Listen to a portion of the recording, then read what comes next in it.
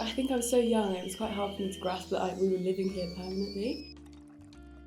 It was only really when I started to go to school in the local village, which had like 20 pupils, that I kind of realised, I think this is my home now. I'm Ella Mee, actually Ella Mee. I'm 17, nearly 18, and I live at Dartmoor Zoo.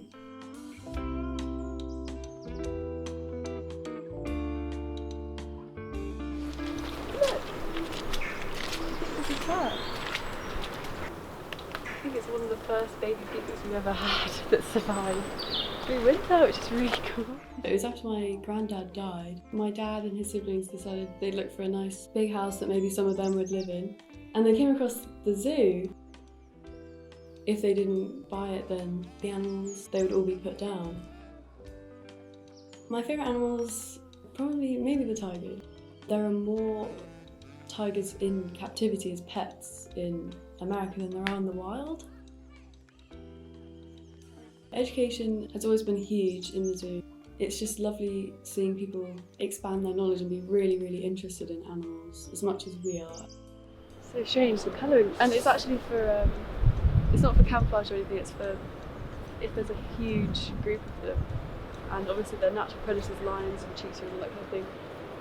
If they're being chased, the stripes blended together makes it really hard for them to focus on an individual. So they kind of all blend together and like confuse the predators so they can't get them.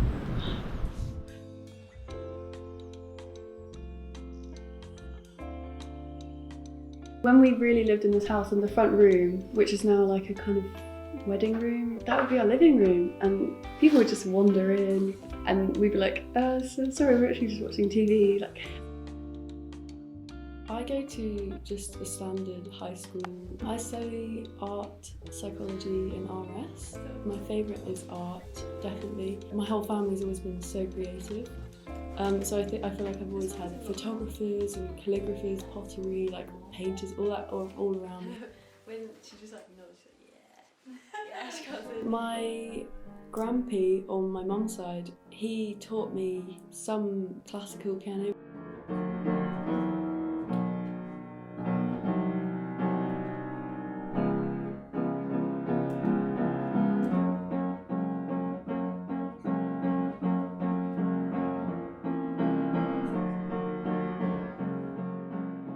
Animal rights is all about the exploitation of how you're using animals.